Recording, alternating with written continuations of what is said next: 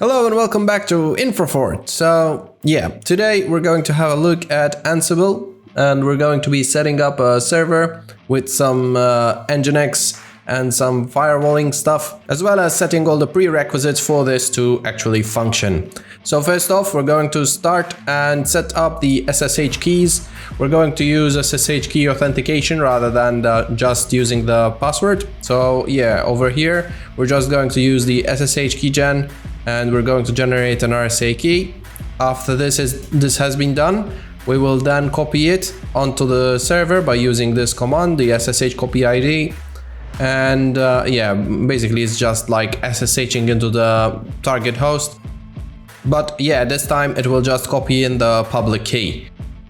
Yeah, once this has been done, we can see over here that I'm going to just SSH in without typing any password whatsoever. So yeah, that's great.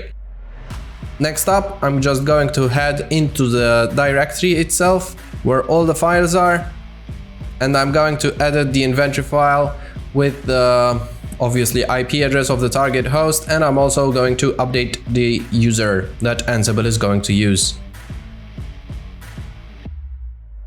Just to show you exactly the SSH keys that we have generated earlier. So the private key, obviously you don't share it with anyone. The whole public and private key setup is obviously to allow you to log into machines where you have put in the public key. So if you leak in some way or shape or form the public key, it's important that obviously you have to change wherever you have published the public key before, else anyone who has the private key can authenticate to these machines. So it's important to treat it with utmost care. Up next, we're just going to go ahead and install Ansible, because this is obviously a prerequisite for this whole script to work. So we're just going to apt update and apt upgrade the OS. After this, we're just going to go ahead and add the apt repository for Ansible. As you can see over here, I did a typo, so I just copied and pasted in the commands, which made my life a little bit easier. I have also encountered a problem where I got an error from 504 gateway timeout, so yeah, I had to restart the whole process again, but the second time worked without any problems. With that done and out of the way, so let's take a look at the files that we have in our repository. So first up, we have the apt cache update. So basically anything that is older than 1 hour, it will be kind of refreshed.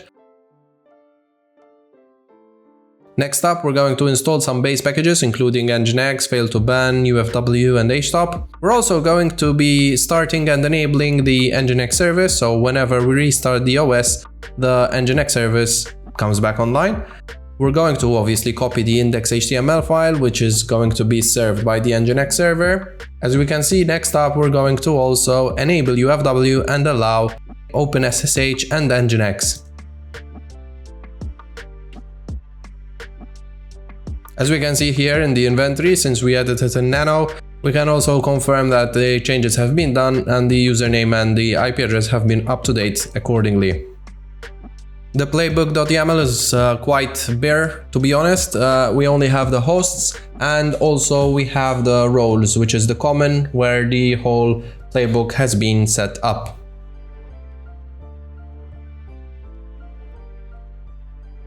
So now with all this information out of the way, let's dive into the fun part. Here we can see that we're going to try and ping the server that we have in our inventory. Unfortunately, I didn't change the directory properly before running this command. So yeah, here I am now. I'm going into the desktop and the actual file where the repository is. And as we can see here, we have a success for the ping that we have issued. With this confirmation, let's proceed. And we're now going to run the playbook. And again, a small problem here.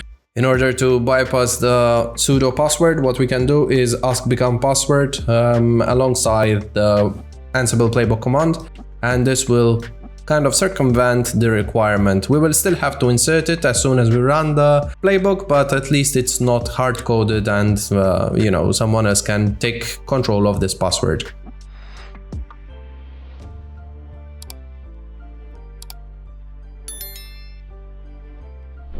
With all these done, now we just have to wait a little bit until all the playbook has finished, and as we can see here, we have 7 OKs and changed 5, which is great. That means that all the changes that we have in our playbook have been applied, and now we can just go ahead and try to navigate to the URL.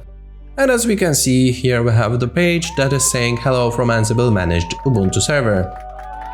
Now, in order to kind of showcase the use case for this one, we're going to be editing the index file on our fancy Visual Studio Code, and we're going to update it to, you know, the usual, please subscribe, because, well, why not?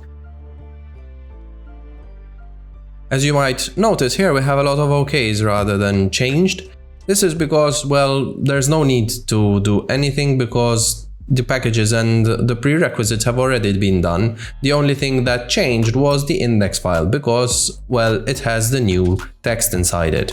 This is a very funky way to use Ansible because basically you can use it as a desired state configuration file, right? So whatever you have in code, whenever you run the particular Ansible file, it will make sure that the server is following all your rules and all the configuration you have specified.